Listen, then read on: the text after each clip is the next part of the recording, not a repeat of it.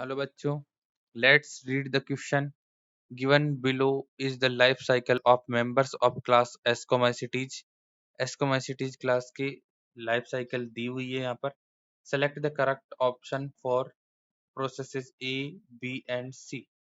तो यहाँ पर देखिए हैप्लोफेज माइसीलियम है, इसके बाद ए प्रोसेस हो रही है और ए प्रोसेस के बाद जो है यहाँ डाइकैरियोफेज माइसीलियम बन रहा है। उसके बाद जो है डिप्लोफेज माइसीलियम बन रहा है बी प्रोसेस के बाद, और बी प्रोसेस से अगेन जो है डिप्लोफेज माइसीलियम में सी प्रोसेस होने के बाद हैप्लोफेज प्राप्त हो जाती है। तो देखिए इसे समझने का प्रयास करते हैं। सबसे पहले यहाँ से रीड करना स्टार्ट करते हैं। तो हैप्लोफेज इसको एन से लिख देते हैं। एन से फिर बन रही है डाइकैरियोटिक फेज।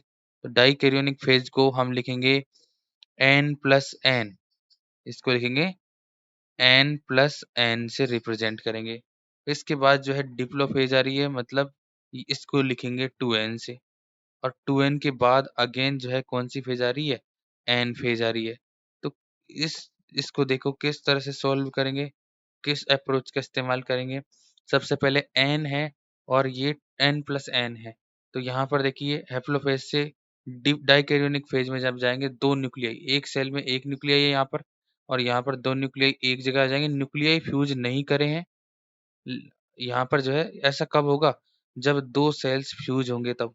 और दो सेल्स के फ्यूज फ्यूज होने का जो प्रोसेस है, जिसमें न्यूक्लियस फ्यूज नहीं करते, उस प्रोसेस को कहा जाता है प्लाज्मोगेमी।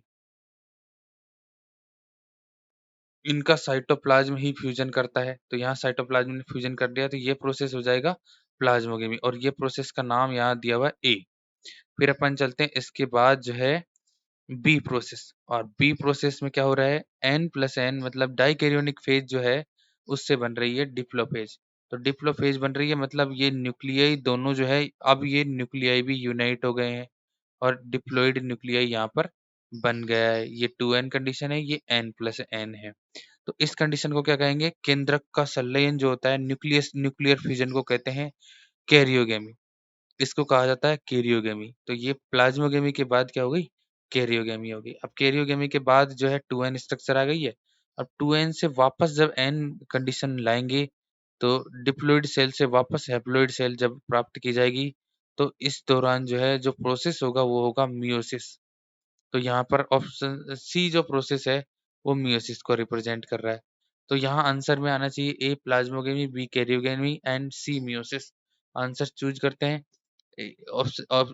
हमारे पास ऑप्शन है karyogamy, plasmogamy and meiosis, plasmogamy, karyogamy and meiosis, plasmogamy, meiosis and karyogamy, karyogamy, meiosis and plasmogamy. तो देखिए सबसे पहले ए प्रोसेस कौन सा है, प्लाज्मोगेमी। बी प्रोसेस कौन सा है, कैरियोगेमी। एंड सी प्रोसेस कौन सा है, मियोसिस। तो यहाँ पर राइट आंसर इस क्वेश्चन का होगा ऑप्शन बी। ऑप्शन बी इस क्वेश्चन के लिए राइट आंसर है। एस्कोमाइसिटीज की लाइफ साइकिल में जो ए बी सी तीन प्रोसेस आ रहे हैं उनका नाम होगा plasmogamy, karyogamy and meiosis. All the best.